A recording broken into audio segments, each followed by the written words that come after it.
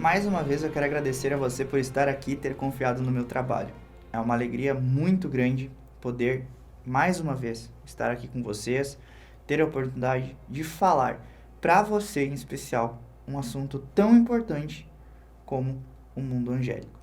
Então, essa basicamente é a nossa primeira aula oficial, inaugurando esse módulo 1, e nós vamos falar, apresentando para vocês, né, algumas ideias essenciais, fundamentais, digamos assim, como fincando as bases para então compreender verdadeiramente o que nós estamos fazendo aqui nesse curso, certo? Então, sem mais delongas, vamos efetivamente ao que nos interessa nessa aula, ok? A primeira coisa que você precisa ter em mente é que os anjos existem e não cabe a nós católicos duvidar disso, porque se trata de uma verdade da nossa fé. Ou seja, estamos falando de algo divinamente revelado que aparece desde o Antigo Testamento até chegar nos tratados sobre os anjos, como por exemplo de Santo Tomás de Aquino, que nós vamos falar bastante ao longo desse curso. Então, sendo um dado divinamente revelado presente principalmente nas Sagradas Escrituras, que são a fonte primária da revelação, é possível afirmar que nenhum cristão pode duvidar da existência destes seres celestiais ou do mundo espiritual. Tá? E ao longo dessa aula você vai ver que eu vou repetir muitas vezes essa afirmação. Podemos afirmar, é possível afirmar. Por quê? Porque essa aula são as verdades católicas a respeito da fé da igreja nos anjos, no mundo espiritual. Mas para que a gente possa compreender a vida dos anjos, antes é necessário compreender a criação deles. Então eu vou dedicar o início desta aula para falar sobre a criação. E nós podemos entender a criação de três formas. A primeira delas é um sentido amplo e generalista, que vai designar qualquer tipo de criação. E quando eu falo qualquer tipo de criação, é qualquer tipo mesmo. Quando um artista que compõe uma canção, ou que compõe um poema, um pintor, né, como se fosse Da Vinci que pintou a Mona Lisa, etc. Então nós também podemos pensar de uma segunda maneira na criação de forma metafórica. Ou seja, essa criação da forma metafórica é o que designa, por exemplo, a elevação de algo ou alguém. Um exemplo claro e prático, né? Você já ouviu a expressão, né? Papa criou tal cardeal. Então, ou seja, um papa, ele cria cardeais. E por fim, só para complementar, né? Essa criação ela é metafórica, porque você não cria a pessoa, né? Você cria um cargo. Só que cargos são abstratos, né? Você não tem um cargo de maneira material. Ele é uma abstração para designar uma ação ou um objetivo, né? Ou designar o posto que alguém ocupa, né? A função, designar a sua função. Então nós chegamos, né, na terceira noção de criação, que aí sim é a que nos interessa, que é a criação no sentido estrito da palavra, que é a ação de Deus que cria as coisas do nada, o que a gente chama de ato criador. E aqui nós precisamos ter uma breve noção filosófica que vem lá de Aristóteles, né, que é basicamente aquilo que Santo Tomás de Aquino bebe em toda a sua Suma Teológica, é que nós não podemos, na verdade nós podemos definir que a criação é a primeira produção de todo ser. E essa produção foi feita pela causa universal que é Deus. Então prestem minha atenção aqui. Deus não é causado. Ele simplesmente é. Você vai ver lá isso no Êxodo 3,14, quando Moisés, na sarça ardente, pergunta para Deus quem ele é, qual o nome dele, e Deus diz: eu sou aquele que sou. Né?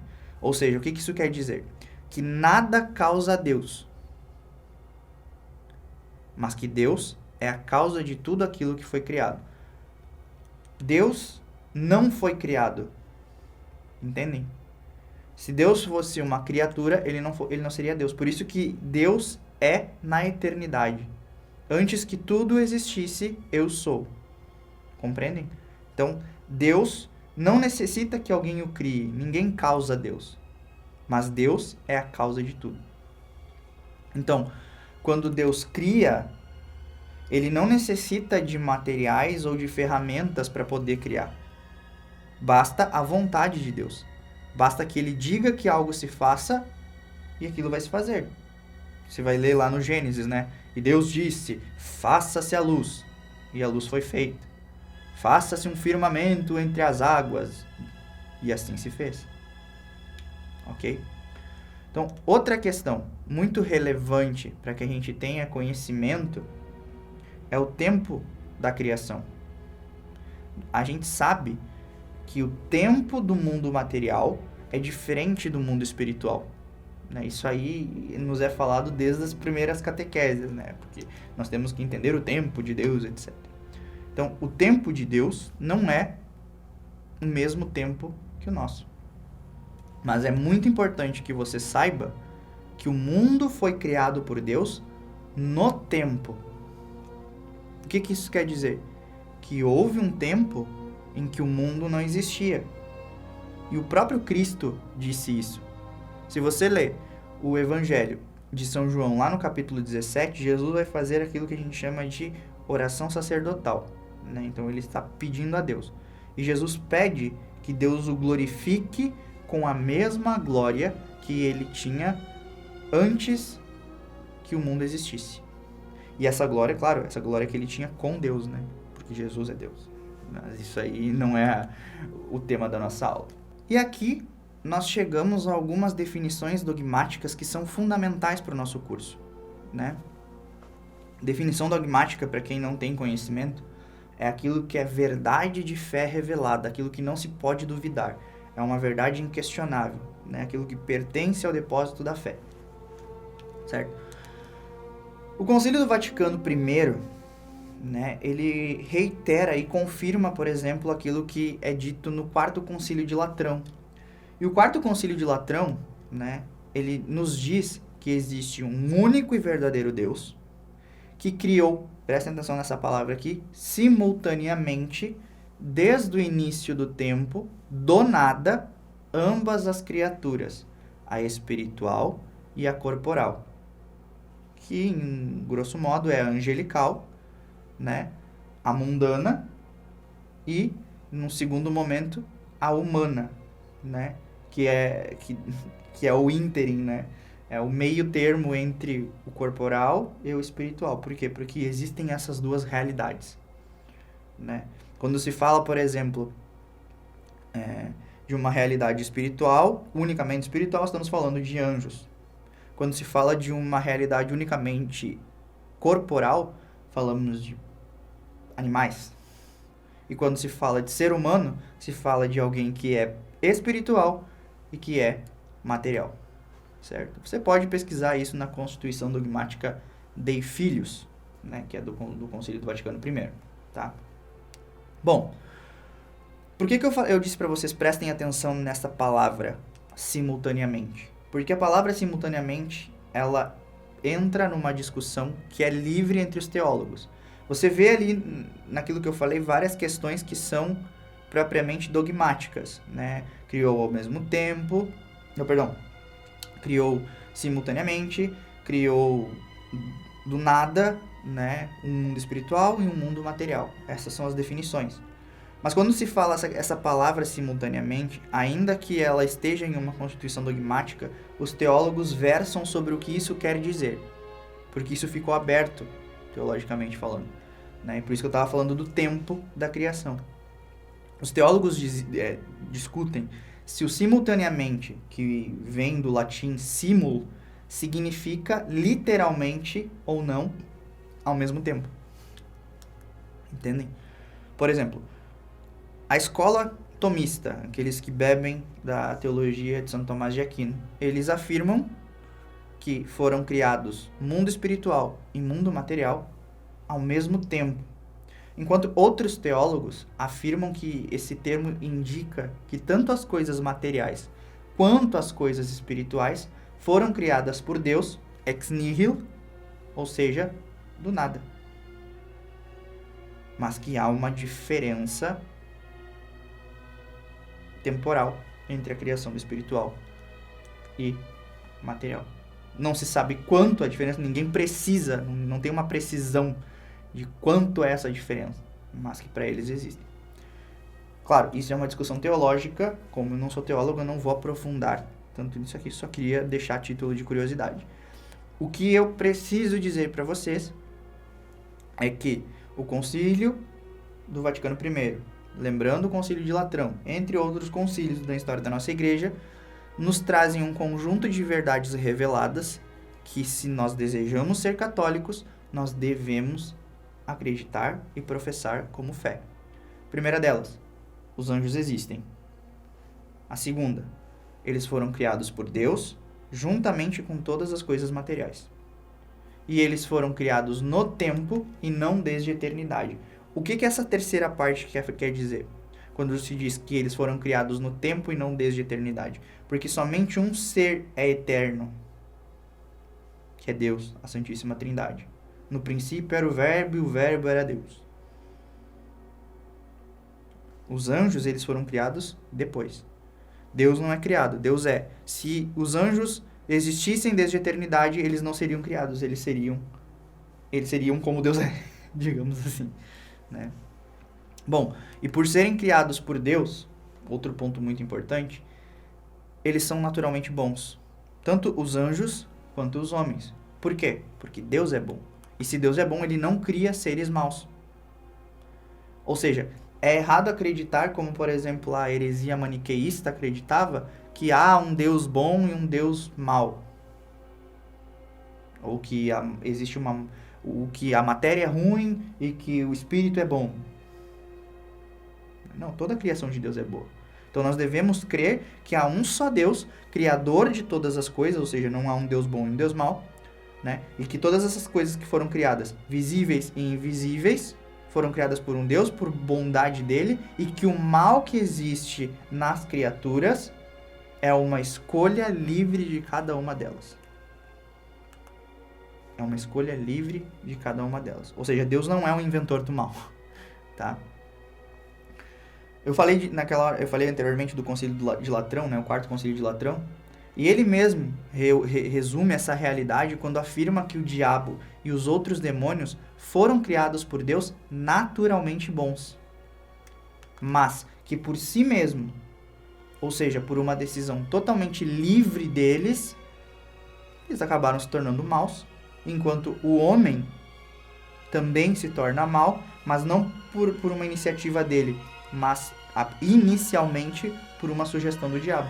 E assim o pecado entra no mundo e nós, hoje, podemos escolher pecar ou não. Então, nós podemos afirmar com toda certeza que a diferença entre os seres é um sinal de bondade de Deus. Como assim a diferença entre os seres? Há uma diferença, por exemplo, entre os anjos, que a gente vai falar na próxima aula, que é a hierarquia deles. Há anjos que são mais poderosos que os outros. E os anjos são mais poderosos que os homens. E os homens são mais inteligentes que os animais. Há uma diferença. E essa diferença é um sinal da bondade de Deus. Porque é justamente nessa diferença de poder, de natureza e de santidade que o mundo se torna perfeito. Por isso há seres que são puramente espirituais e intelectivos, seres que possuem imagem e semelhança de Deus, né, sendo espirituais, intelectivos e também corporais, e outros seres que possuem apenas corpo, né, que são unicamente matéria, não são capazes de pensar, não têm alma, pelo menos alma racional. E o Catecismo da Igreja, ele nos deixa muito claro, lá no número 328, que existe uma diferença entre o mundo espiritual e o mundo material. E ele fica muito claro quando afirma que a existência dos seres espirituais não corporais, que as Sagradas Escrituras chamam de anjos, são uma verdade de fé. Veja, por que eu falei que deixa claro? Porque ele fala assim, ó, ele deixa muito claro no entre vírgulas, não corporais. Então, ao dizer que no mundo espiritual não existe corpo, se estabelece uma série de realidades, como por exemplo, Os seres espirituais não estão sujeitos às leis físicas e não necessitam de um corpo físico para agir. O que isso quer dizer? Que um anjo, ele pode se locomover espiritualmente na velocidade que ele quiser. Por isso que muitas pessoas se perguntam, os anjos são onipresentes? Não, mas eles têm uma maneira de se mover cuja a lei física não consegue descrever, porque eles não são físicos. Um anjo não tem vontade de pecar contra a castidade. Um anjo não tem concupiscência. Um anjo não precisa ir no banheiro, entendeu? Então, os seres espirituais, eles são puramente espirituais. Por isso que muitos dos erros que as pessoas cometem é tentar imaginar um anjo como um homem. Mas isso eu vou explicar mais à frente, tá? Então aqui a gente chega, como eu falei para vocês lá no início, né, a uma outra conclusão que é importantíssima para o conhecimento da nossa existência. E olha só, eu vou fazer um curso só sobre os anjos, né? Vou falar sobre os anjos o tempo inteiro, né? A inteligência, a beleza, tudo que eles têm. Mas o ápice da criação de Deus somos nós, os seres humanos. Porque somente nós fomos feitos à sua imagem e semelhança. Nós somos dotados daquilo que é material, que é o nosso corpo físico, e daquilo que é espiritual, que é a nossa alma. Então, enquanto nós vivemos no mundo material, nós estamos sujeitos à lei física, que é aquilo que rege o nosso corpo. Por exemplo, a gravidade. Se eu me jogar aqui para o lado, eu vou cair. Então, eu estou sujeito à gravidade, eu estou sujeito às leis que dizem assim, isso é necessário para que eu sobreviva. Ou seja, eu preciso me alimentar, eu preciso ter uma vida organizada, uma vida ordenada, todas essas questões. Né? Se eu comer demais, eu vou me tornar gordo. Se eu comer muito doce, eu posso ter diabetes. Então, eu estou sujeito a doença, todas essas questões. Enquanto, por exemplo, os seres, né, seres corporais, também somos seres espirituais. Por quê? Porque nós estamos sujeitos à lei natural. O que é a lei natural? É a lei de Deus. Ou seja, nós temos uma noção que nós precisamos evitar o pecado se nós queremos ser salvos. Porque somente pode cometer um pecado aquela pessoa que tem um espírito. Né? Um animal não peca. E eu vou explicar isso para vocês por quê. Mas a gente só precisa chegar aqui a mais uma conclusão, como eu falei. Né? E a gente chega à conclusão de que um anjo sem um corpo material é uma pessoa completa. Um anjo não é incompleto porque não tem um corpo, porque a sua natureza é ser espiritual. Enquanto o homem sem o seu corpo é incompleto. Mas, Alan, quando eu morrer eu vou virar só alma, né? Eu vou virar só espiritual. Exato. Mas você vai estar incompleto. Por mais que você esteja em uma felicidade eterna, contemplando a Deus face a face, caso esteja no céu, né? Aquilo é um estado metafísico da alma. O homem só vai atingir a perfeição e a sua completude, né, depois da morte, quando ressuscitar na segunda vinda de Cristo e assumir o seu corpo glorioso.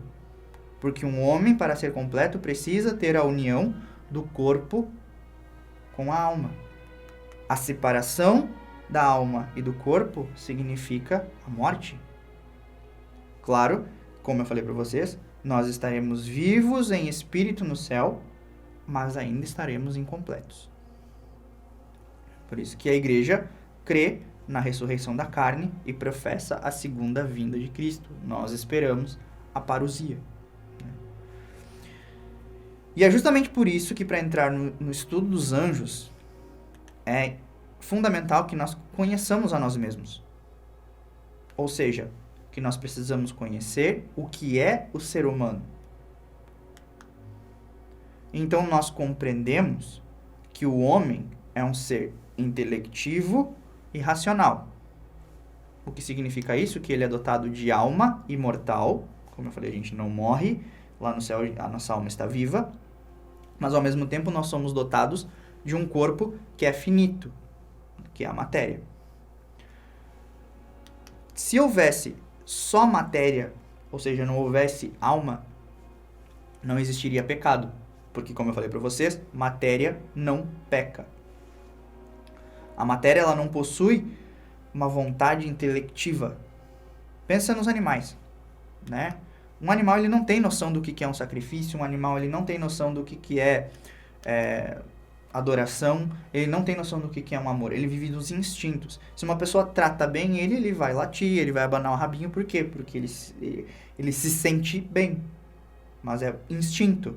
Agora, experimenta você dizer, vou dividir a minha comida com um cachorro, então você bota a mão lá no pote dele e vai morder sua mão, principalmente se for um cachorro de raça mais agressiva, né? Então, os animais, você pega lá na selva, o leão come a zebra, né? Devora a zebra. E ele tá pecando por isso? Não, porque é o instinto dele, é a natureza dele, faz parte daquele mundo, né, de caça, caçador, etc. Mas ele não peca. Por quê? Porque ele não raciocina, nossa, né, quem sabe a vida da zebrinha tem que cuidar dela, né? Então, #salvem as zebras. Leões vegetarianos. Não existe, entendeu? Tá?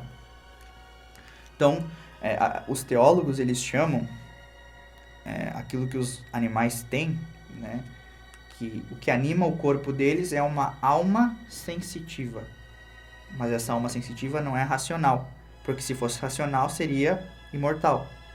E o sinal da imortalidade é a semelhança com Deus. Os animais não são feitos de semelhança de Deus. Nós, animais, digamos assim, intelectivos, racionais, etc., somos feitos à imagem de Deus. Então, se você acredita que o homem vive em uma unidade material, ou seja, que tudo aquilo que me faz crer ou não é puramente racional no sentido material da coisa, é uma psique unicamente, a psicologia explica, mas que depois tudo vai virar matéria e não vai ter um depois, então significa que você está errado e isso precisa cair por terra aqui, nesse exato momento. Porque se você mantiver durante o curso esse tipo de pensamento, nada que for falado aqui vai fazer sentido para você. Porque os anjos, em especial o nosso anjo da guarda, eles existem para nos auxiliar nas batalhas espirituais que nós enfrentamos todos os dias. Certo? Então você precisa perceber que existe uma mentalidade materialista que impera no mundo, né, e que impede muitos homens e mulheres de contemplarem aquilo que de espiritual existe em nós. E que, por consequência, acabam vivendo apenas como os animais. Né? E não à toa existe o cientificismo que visa responder tudo apenas pela exatidão científica. Nada é espiritual, nada é sobrenatural. Tudo, o que é sobrenatural é uma invenção. Né? A pessoa pode até acreditar, mas aquilo não existe. Né? Então, é isso que as pessoas, o homem moderno pensa, né? E é por conta desse tipo de pensamento que o homem, principalmente o homem dos nossos dias atuais, não conhece a si mesmo. E não conhecendo a si mesmo, consequentemente, nega as realidades espirituais, como, por exemplo, os santos anjos da guarda, ou os santos anjos, ou até mesmo a existência do diabo. Então, a partir daqui, eu vou assumir para mim que você aceitou a existência de um mundo espiritual e de um mundo material. Tá? Então, se eu entendo que você já crê firmemente que existe anjos, demônios, animais e homens, eu vou chegar aqui e pegar o que os homens na história da fé cristã falaram sobre os anjos. Porque aqui nas Sagradas Escrituras há muitas e muitas histórias de angelofania. O que é uma angelofania? A aparição de anjos. Ou seja, a fé nos santos anjos, a fé no mundo espiritual está presente na era judaica e na era cristã a partir do Novo Testamento. Então, por exemplo, se você pegar a era dos patriarcas, né, lá no Pentateuco, só no livro do Gênesis, que é o primeiro livro da Bíblia, nós temos pelo menos 5 relatos de angelofania. 5 passagens que narram aparições de anjos. E talvez a mais conhecida delas esteja lá em Gênesis 22, né, que é quando Abraão iria sacrificar Isaque, seu filho, né, que ele tanto pediu a Deus. O anjo apareceu, gritou para Abraão e disse: não faça isso. O anjo do Senhor. Certo? Eu vou deixar na referência da aula, né, no texto base, todas as referências de aparições no Antigo Testamento que eu consegui encontrar, né, e do Novo também. Avançando um pouco mais ainda no Antigo Testamento, nós temos o tempo mosaico, né, que vem a partir de Moisés, o Êxodo, né, os profetas, etc. Né? Então, você vai ver diversas angelofanias, nas quais eu destaquei 2 aqui, né? Por exemplo, quando o arcanjo Rafael revela seu nome, revela-se a Tobias, né? Ele serviu Tobias, andou com Tobias e somente depois de muito tempo se revelou: eu sou o arcanjo Rafael, perdão. Ou, por exemplo, quando um anjo apareceu para o profeta Elias para transmitir as ordens que vinham de Deus para ele, né? Já no Novo Testamento, nós vamos ver que ele está recheado de passagens que atestam a existência dos anjos, né, e também dos demônios. Se você pegar, por exemplo, a tentação de Nosso Senhor Jesus Cristo no deserto, o demônio aparece, tenta, e depois os anjos, né, no momento que o demônio se afasta, os anjos vêm e servem a Jesus. Mas eu separei em especial uma aparição, né, que aconteceu nos Atos dos Apóstolos, que na verdade é um grande milagre, né? Um milagre operado por um anjo, né? Que nós vamos entender na natureza dos anjos que eles podem operar milagres na natureza, né? Naquilo que é material. Eles não podem fazer aquilo que Deus fez, de criar do nada. Mas isso é tema para uma próxima aula, certo? Mas o que acontece? Né? Pedro foi preso e então um anjo aparece nas celas e o liberta. Só que esse relato dos Atos dos Apóstolos traz, na verdade, né, várias realidades que nós precisamos compreender, né? Várias realidades que a gente precisa compreender. A primeira delas, a ação do demônio na história. O demônio, ele sabe que ele é derrotado por natureza, né? Ele sabe que ele não vai vencer a Deus, mas ele tem o desejo e ele vai buscar sugerir a outros homens formas de acabar com a igreja. Ainda que Jesus tenha dito: as portas do inferno não prevalecerão. Mas olha só, um exemplo da ação demoníaca. Pega aqui lá no capítulo 12 dos Atos dos Apóstolos. O rei Herodes tomou medidas visando maltratar alguns membros da igreja. Mandou matar à espada Tiago, irmão de João. Vendo que isso agradava os judeus, mandou prender também a Pedro. Veja, então aqui, Herodes adere às sugestões demoníacas, né? E começa a perseguir a igreja. Prende Pedro, mata Tiago, etc. E você vai ver que existe uma batalha, porque depois... Esse é muito curto o relato, né? Mas você vai ver que existe uma batalha. Porque enquanto o diabo está agindo para perder o homem, para fazer com que as pessoas perdessem sua fé, tudo mais, Deus envia seus ministros, Deus envia os seus mensageiros, Deus envia os seus anjos, para que possam, por exemplo, nos dar assistência, né, nos iluminar, e em casos especiais até mesmo nos livrar do martírio, se não fosse vontade de Deus que naquele momento aquela pessoa morresse martirizada, né? Então, Pedro foi preso, né? Pedro está lá na prisão, né? E aí você vai chegar lá no versículo 7 e vai dizer o quê? De repente apareceu o anjo do Senhor e uma luz iluminou a cela. O anjo tocou o ombro de Pedro, acordou-o e disse: levanta-te depressa. O anjo então disse: toma teu cinto e calça as tuas sandálias. E disse: põe sobre ti a tua capa e segue-me. Bom, e ali nós podemos compreender que sim, né, o Deus envia seus anjos, né, para nos proteger e nos livrar de situações, etc, etc, etc. Só que tem outra questão aqui, nessa passagem, que nos mostra uma outra realidade. A de que os anjos podem interagir com o mundo material. Que é da natureza, é o que eles podem fazer por sua natureza. Porque você vai ler aqui, né? O anjo batendo no lado de Pedro, né, despertou. Caíram as cadeias de suas mãos, né? E chegaram à porta de ferro que dá para a cidade, certo? Ao qual se abriu por si mesma. O que o anjo fez aqui? O anjo tirou as correntes de Pedro, o anjo levou Pedro até o portão e abriu o portão. Ou seja, o anjo interagiu com as coisas materiais. Um outro ponto, né? As ações angélicas, elas nos provam, né, por essa passagem aqui, que são reais. Não frutos de uma imaginação, porque o próprio Pedro, né, imaginou.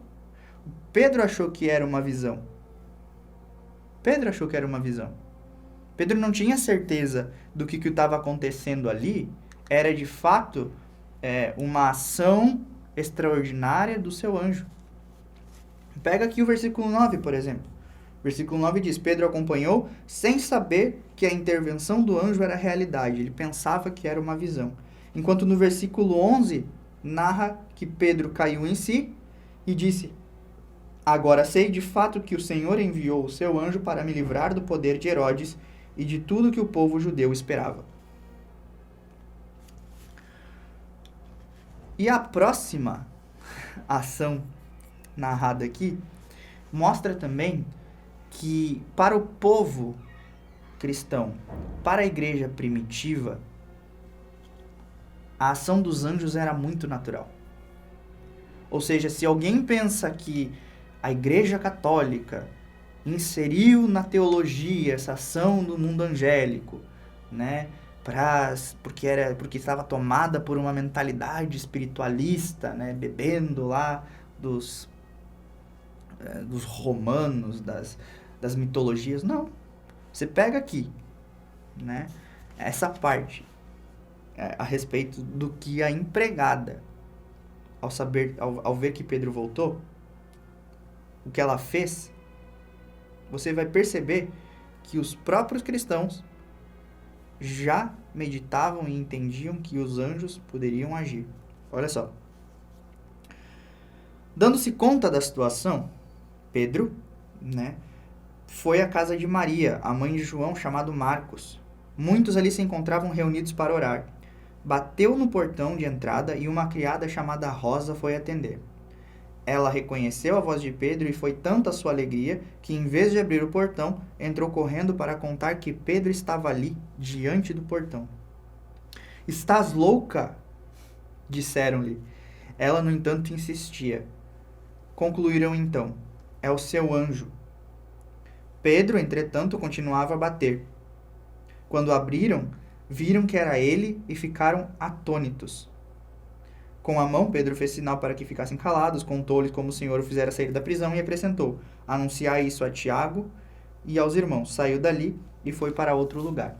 Mas o que eu quero que vocês pensem é essa parte aqui.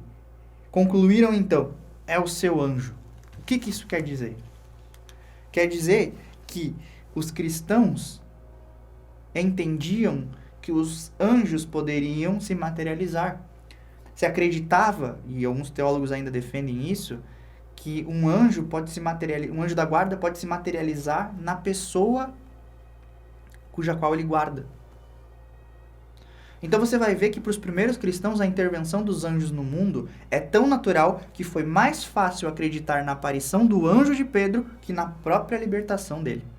Enfim, a gente já está chegando aqui no final da aula e o meu objetivo nela era mostrar para você que, embora o mundo diga o contrário, existe sim um mundo visível e um mundo invisível. E que nesse mundo invisível estão ao nosso lado os enviados de Deus para nos auxiliar, só que ao mesmo tempo há seres espirituais, celestes, que querem a nossa queda, que são os demônios. Então, na próxima aula eu vou explicar para você qual a natureza desses seres, sendo eles anjos ou demônios, e o que eles podem ou não fazer. Então, te aguardo na próxima aula. Obrigado por ter assistido ela. Não deixe de deixar teu comentário dizendo o que tu achou, se a aula ficou boa, se não ficou, o que a gente pode melhorar, porque a tua opinião ela é muito importante para que a gente possa melhorar ainda mais. Certo? Deus abençoe vocês e que o anjo da guarda sempre vele, guie e ilumine a sua vida. Forte abraço.